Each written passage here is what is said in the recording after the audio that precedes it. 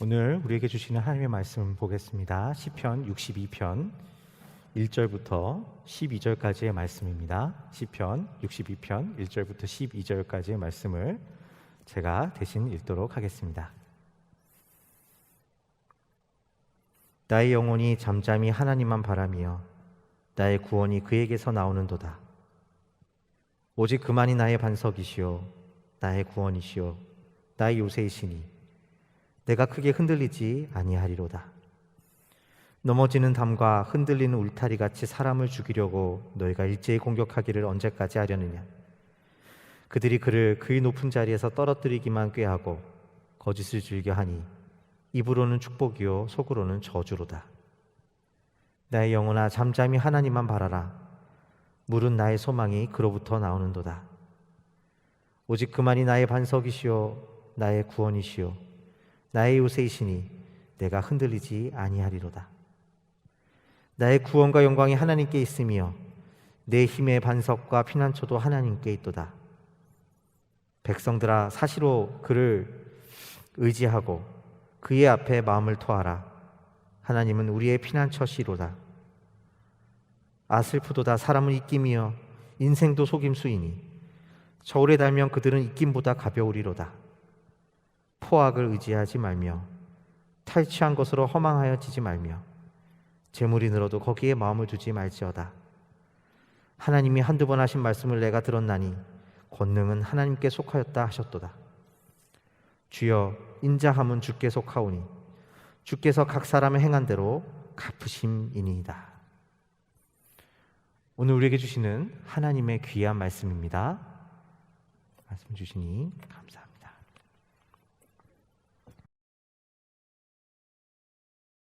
최근에 능력주의에 대한 논쟁이 많은 사람들 가운데 회자되고 있는 것을 보게 됩니다.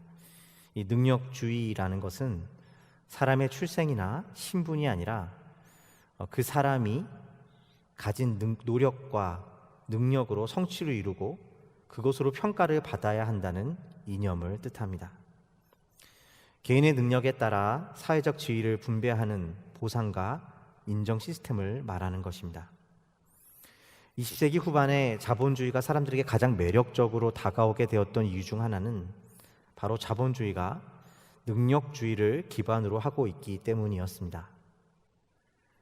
과거 귀족 신분제 사회 가운데 있던 사람들에게 이러한 능력주의는 너무나도 매력적으로 다가왔고, 이는 오늘날 자본주의라고 하는 사회 시스템을 만드는데 아주 중요한 역할을 하게 되었던 것입니다. 제한된 사회적 지위를 놓고 경쟁할 때 신분이나 재산, 운이 아닌 노력과 재능에 우선권을 준다는 생각은 매우 공평해 보였고, 이를 통해 사회는 경쟁과 성취를 통한 역동성을 가질 수 있게 되었습니다.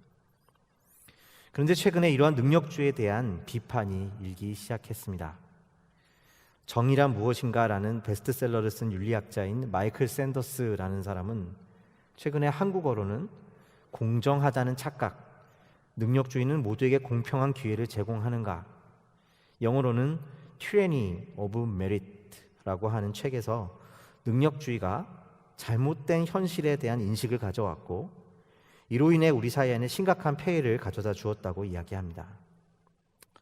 공정함과 이를 통한 경쟁 속에서 우리 사회에 역동성을 부여하고 또 그로 인해 진보를 이루었던 그런 능력주의가 도리어 이제는 우리 사회 안에 소위 성취를 이룬 사람들에게는 그것이 나의 것이라는 아니란 생각을, 성취를 이루지 못한 이들에게는 박탈감과 좌절감만을 가져다 주는, 결국 이전의 신분제 질서에서와 같이 사회를 경직시키게 만들어 주었다는 것입니다. 능력주의에 의하면 사람들이 성공하지 못하는 것은 노력하지 않았기 때문이며 가난하다는 것은 게으르기 때문이라고 단순화시켜서 생각하게 되는 것입니다. 그러나 문제는 더 이상 우리 사회 안에서 이것이 현실이 아니라는 것입니다.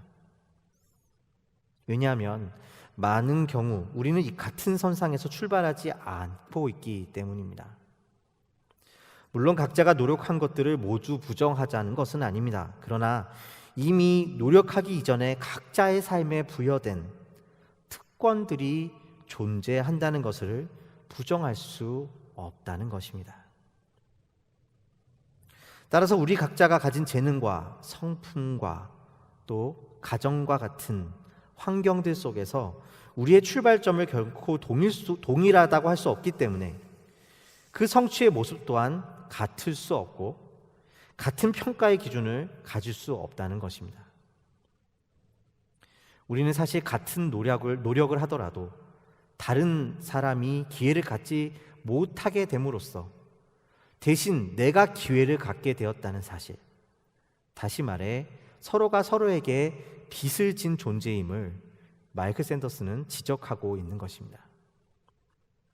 또한 서로 다른 환경 가운데 있는 우리 각자에게 성취 또한 각각의 모습을 가지고 있기에 각자는 서로 다른 평가의 기준을 가지고 살아야 하며 아무도 자신의 성취가 곧 자기만의 것이라고 말할 수 없다는 것입니다.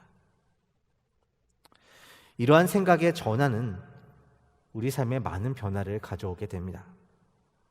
일괄적인 기준에서 성취로 인해 지나치게 자랑하거나 혹은 그로 인해 낙심하거나 하는 성취에 의해 성취에 취해 살아가는 삶에서 우리를 꺼내주어 순간순간의 삶을 가치 있고 충실하고 튼튼하게 살아가게 해준다는 것입니다. 오늘 우리가 읽은 말씀은 다윗의 시입니다. 다윗은 오늘 시편 말씀에서 하나님께서 자신의 인생의 반석이시며 구원이시라고 이야기합니다. 하나님으로 인해 자신의 인생이 든든한 반석 위에 서게 되었고 그것을 두고 구원이라고 말하고 있는 것입니다. 다윗은 왜 하나님을 구원이며 반석이라고 이야기하고 있는 것일까요? 다윗의 인생에 있어 하나님의 반석 되심과 구원은 우리에게 어떤 의미로 다가와야 하는 것일까요? 오직 그만이 나의 반석이시요 나의 구원이시요 나의 요새이시니 내가 크게 흔들리지 아니하리로다. 다윗은 하나님께서 우리 인생의 반석이시요 구원이시기 때문에 우리의 인생이 크게 흔들리지 않게 된다고 말합니다. 흔들리지 않는 인생이 반석 위에 있는 삶이며 그것이 곧 구원의 삶이라고 말하고 있는 것입니다. 우리는 인생에서 수많은 위기를 맞이하며 살아갑니다. 병원에서 뜻하지 않게 듣게 된 병의 소식, 사랑하는 가족을 잃게 되는 일, 갑자기 닥쳐온 경제적인 어려움, 믿었던 사람의 배신으로 인해 생기는 어려움도 있을 것입니다. 이러한 갑작스럽게 닥친 어려움들은 우리들의 삶을 흔들어 놓습니다. 아무도 그런 위기 앞에서 냉정할 수 있는 사람은 없습니다. 다윗은 어땠을까요? 우리가 이미 잘 알고 있듯 다윗의 삶은 늘 예상하지 못한 일들로 가득 찼던 것을 알 수가 있습니다. 그는 블레셋 장군 골리앗을 쓰러뜨렸지만 그 일로 말미암아 그가 얻은 것은 상이 아니라 고난이었습니다. 그 일로 인해 사울의 궁전에 들어오게 되었지만 그 궁전에서의 삶은 너무나도 참혹한 것이었습니다.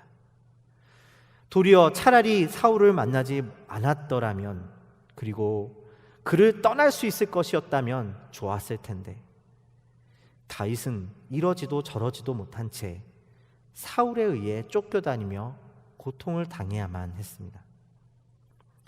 그뿐만이 아닙니다. 그는 왕위에 오른 이후에는 한시도 평안한 적이 없었다고 할 만큼 늘 예상치 못한 삶의 굴곡을 지나야만 했습니다.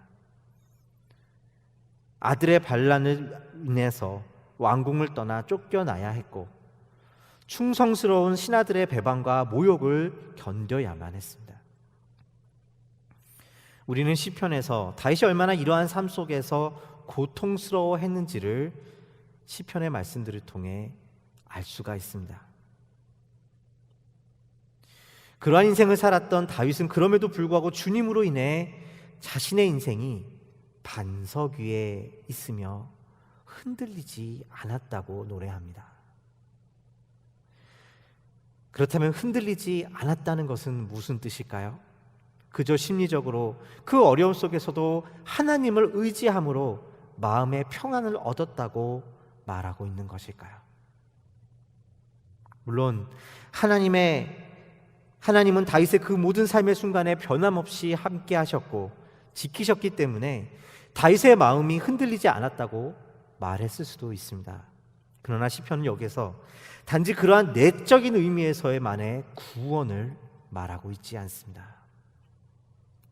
여러 시편에서 그가 얼마나 격정적으로 때로 대적들을 저주하고 삶을 절망했는지는 우리가 이미 보고 있기 때문입니다. 성경은 단지 구원을 우리 안의 심리적인 마음의 상태로 말하고 있지 않습니다. 그렇다면 흔들리지 않았다는 것은 다윗에게 어떠한 의미였을까요? 때로 흔들렸지만 결국 하나님은 자신의 왕위를 굳건히 지켜주셨다는 이야기였을까요? 우리는 다윗이 말하는 흔들리지 않았다라는 고백의 의미를 다음 말씀을 통해 그 힌트를 알 수가 있습니다.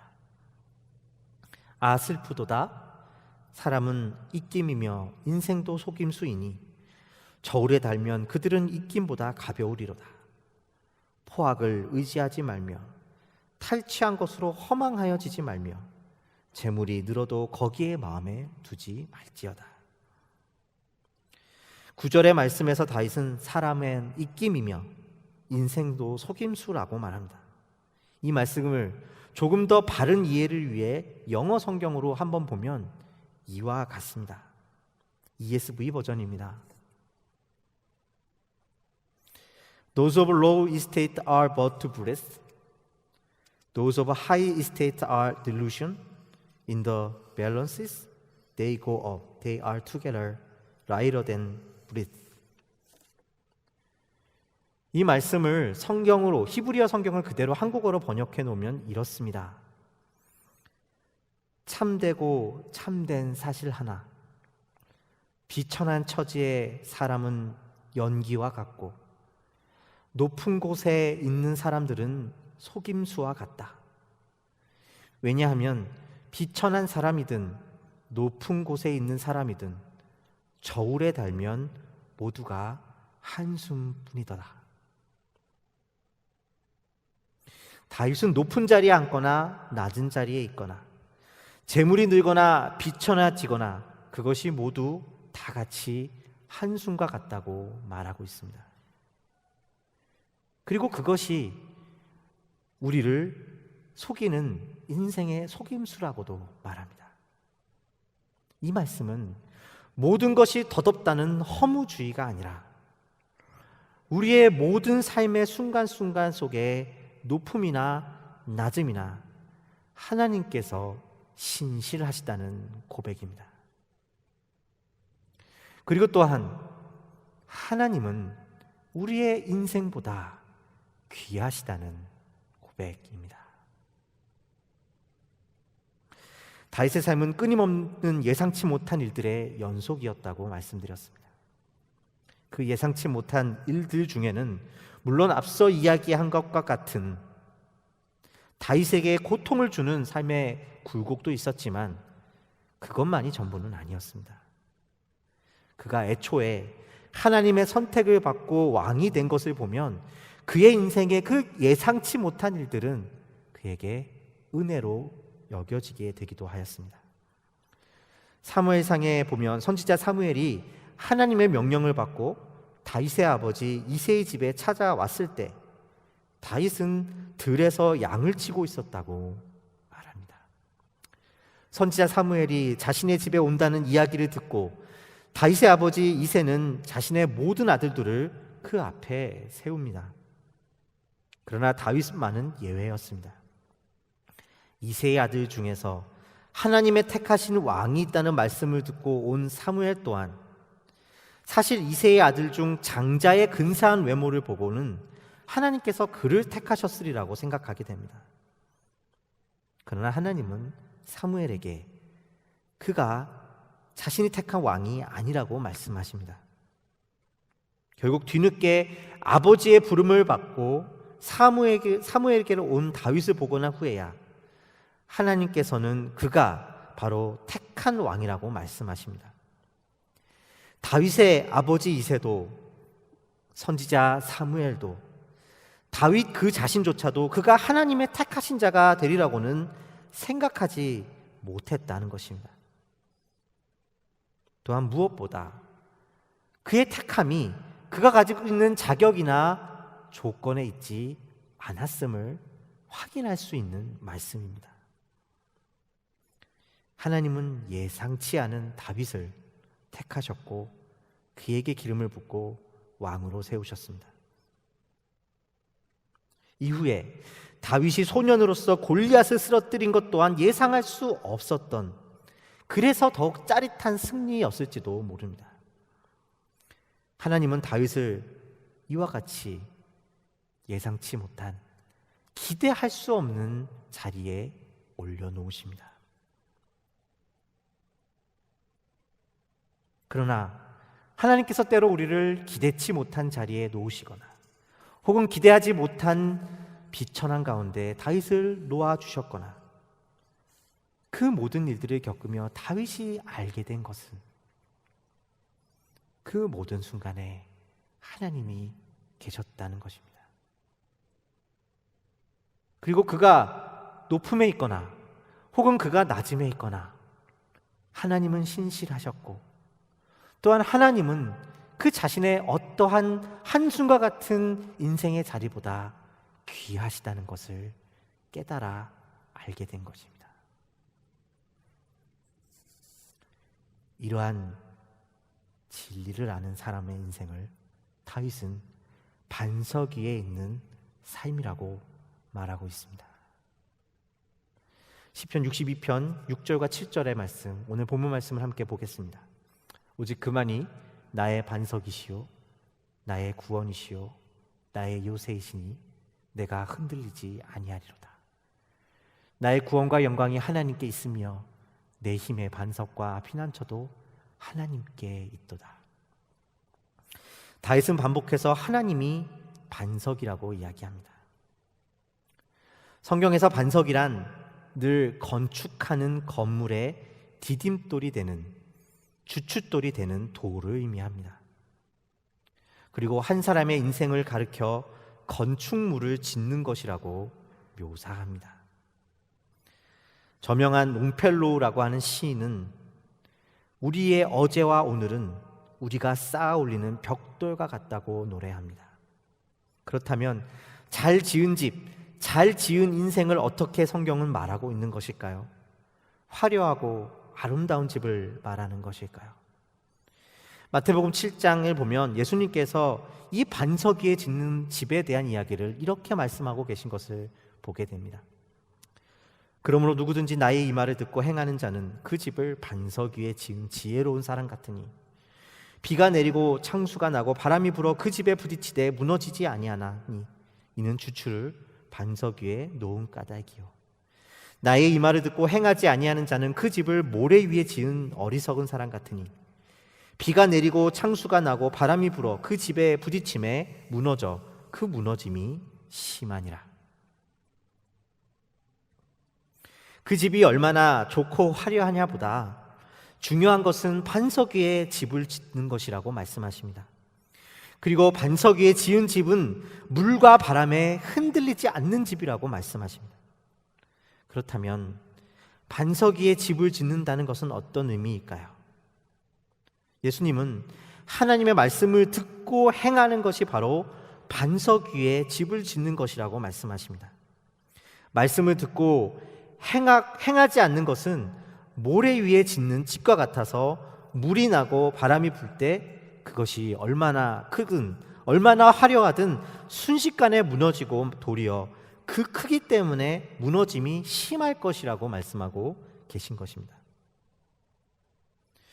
그러므로 이 말씀은 단지 말과 행동의 불일치를 말하고 있는 것이 아닙니다.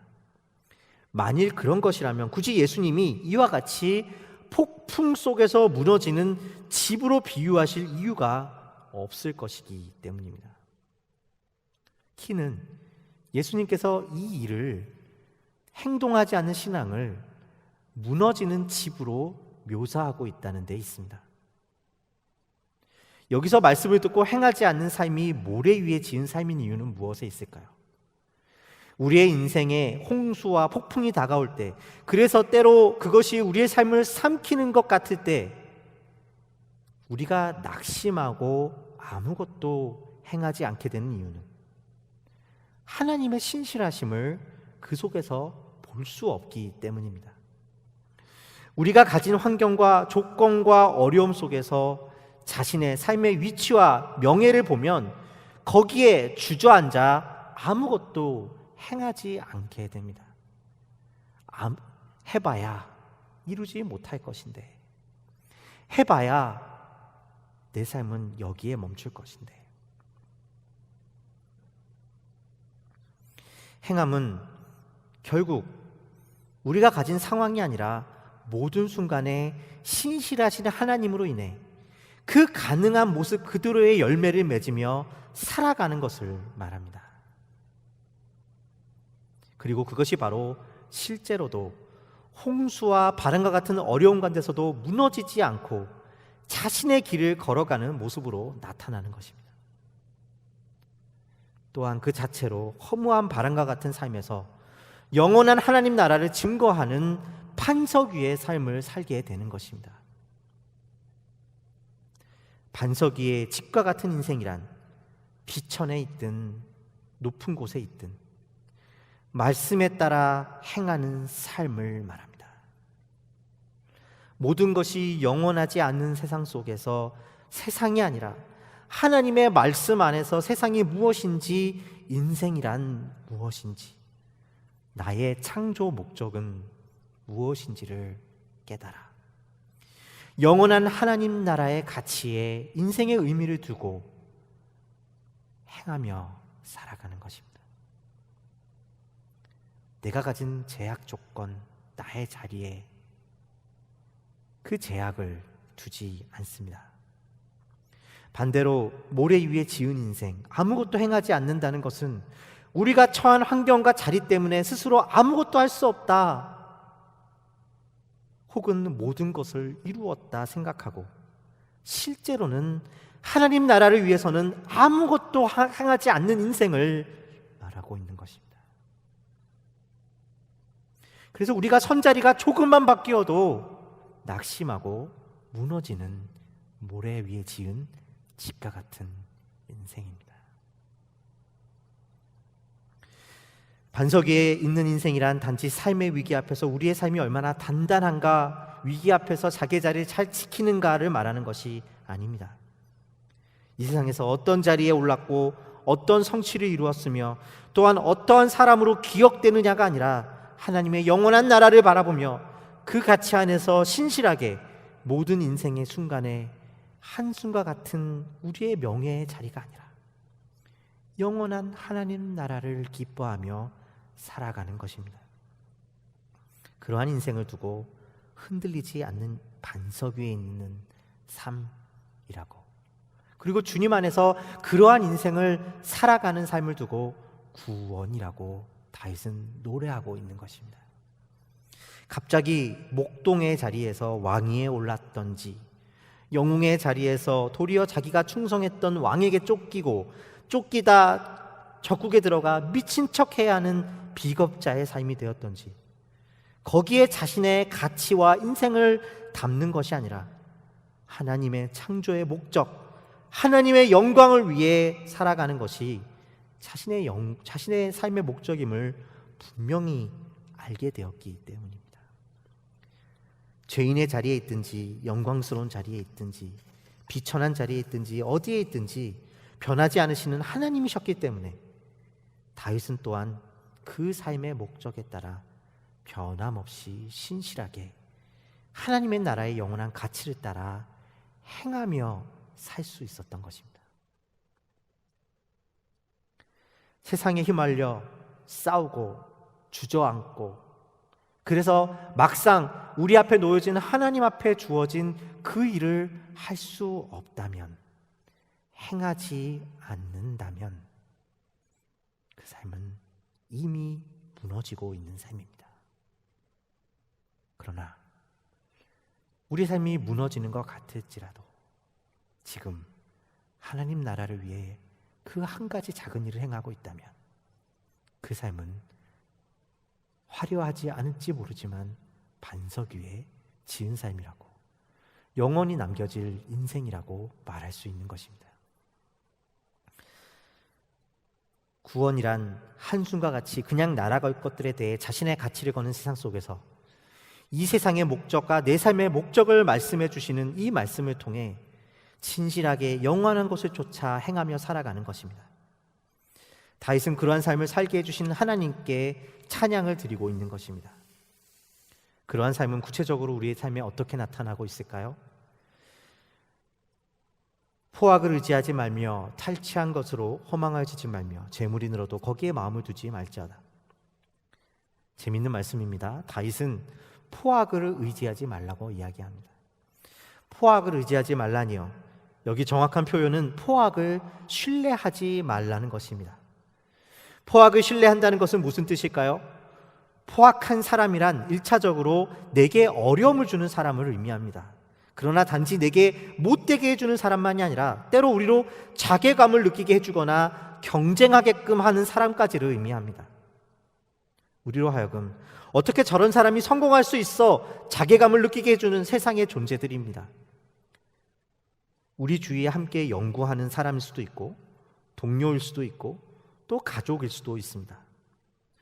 우리는 실제로는 그러한 사람을 의지한다고 생각할 수 없습니다. 그러나 도리어 그런 사람을 미워하고 화를 낸다고 하는 것이 보다 적합한 표현일 것입니다. 그러나 그 사람이 가진 영광을 얻기 위해 경쟁하면서 자신의 인생을 소비한다면 그것은 우리로 하여금 사실 그 포악을 신뢰하고 의지하는 것이라고 말할 수 있을 것입니다. 포악한 세상과 경쟁하여 내가 그것을 이기고 그들이 가진 영광을 갖는 것이 우리의 길이 아닙니다. 그것은 포악을 신뢰하는 것입니다. 우리는 그 대신에 하나님이 만드신 그 목적대로, 그 소명대로 기쁨으로 어느 자리에 있든지 살아가는 것입니다. 그것이 승리의 길입니다. 부모의 사랑을 못 받은 사람이 평생 누군가의 안정과 사랑을 갈구하며 살아가는 것이 아니라 하나님의 말씀으로 인해 자기의 존재의 이유가 거기에 있지 않음을 알고 살아가는 것입니다. 그 속에서 도리어 나의 삶이 더욱 예리하게 하나님의 영광을 위해 존재하는 것임을 깨닫고 기뻐하며 신실하게 영원하신 하나님을 증거하며 사는 것이 구원입니다. 허무한 인생의 싸움을 싸우는데 인생을 낭비하는 것이 아닙니다. 모래 위에 화려한 집을 흉내내며 짓는 것이 아니라 우리를 사랑하여 주신 왕 예수 그리스도 안에서 우리가 누구인지, 무엇을 위해 살아가는 존재들인지를 행하며 반석 되신 그분을 위해 인생을 지어가는 것입니다. 이러한 관점에서 바라보면 우리가 지금 당장 고민하고 싸우는 것들, 우리 앞에 놓여진 문제와 두려움을 주는 문제들이 우리에게 어쩌면 가장 중요한 문제이거나 두려움일 수 없을 것입니다. 우리가 가진 힘이 없다거나 여유가 없는 것도 제약이 될 수 없습니다. 그것은 하나님께서 우리를 향한 그분의 은혜의 섭리 안에서 때로 허락하시거나 혹은 거두어 가실 수 있는 것일 뿐입니다. 구원은 하나님의 은혜로 그 모든 순간보다 귀하신 하나님을 찬양하는 것입니다. 그렇게 행하며 반석 위에 집을 짓는 것입니다. 그렇다면 우리는 이 일을 어떻게 해야 할까요? 백성들아, 시시로 그를 의지하고 그의 앞에 마음을 토하라. 하나님은 우리의 피난처시로다. 다윗은 포악한 자가 아니라 하나님을 의지하라고 말합니다. 포악한 자 앞에서가 아니라 하나님 앞에 우리의 마음을 토하는 것이 하나님을 의지하고 신뢰하는 것입니다. 우리는 연약합니다. 아픕니다. 다윗이 그러했던 것처럼 비천에 처하게 되었을 때 고통스럽습니다. 그러나 하나님 앞에서 우리의 마음을 토할 때 우리의 인생이 아무것도 아니라는 것을 알게 되고 그보다 더 높은 가치 위에 우리 삶이 놓여져 있음을 알게 됩니다. 성령께서 우리를 도우셔서 우리로 하여금 흔들려도 크게 흔들리지 않으며 반석 위에 그 삶을 짓게 하시는 이유가 여기에 있습니다. 우리의 삶에 그 기도 속에 말이 아니라 열매를 맺게 해주시는 것입니다. 그래서 다윗은 오늘 시편을 다음과 같이 맺고 있습니다. 주여 인자하심은 주께 속하오니 주께서 각 사람이 행한 대로 갚으심이니이다. 사랑하는 비전교회 성도 여러분, 모든 권능은 하나님께 있습니다. 오늘 11절 말씀 우리가 읽진 않았지만 11절 말씀은 이렇게 기록되어 있습니다. 모든 권능은 하나님께 있다. 그리고 주님이 우리의 삶의 자리를 만들어 주신다. 여러분의 자리가 작다고 간과하지 마십시오.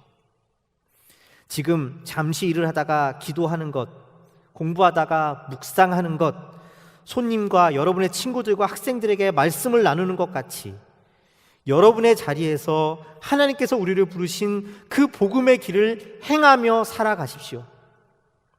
두려워하지 말고 오늘 기쁨으로 우리가 할 수 있는 자리에 할 수 있는 사람을 위해 하나님의 영광을 위해 살아가십시오.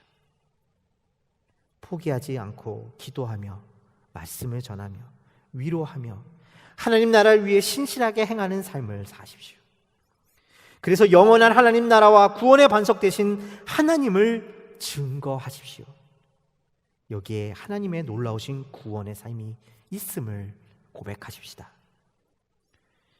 모든 상황 속에서 신실하신 하나님 아버지를 노래하며 세상에 어떤 것보다 강한 하나님 나라를 증거하시는, 그렇게 해서 오늘도 주님의 도우심으로 어느 곳에 있든지 말씀을 따라 행하며 반석 위에 집을 짓는 인생이 되시기를 주님의 이름으로 축원드립니다. 함께 기도하시겠습니다. 고맙고 감사하신 아버지 하나님, 오늘 우리에게 이 귀한 은혜를 허락하여 주셔서 감사합니다.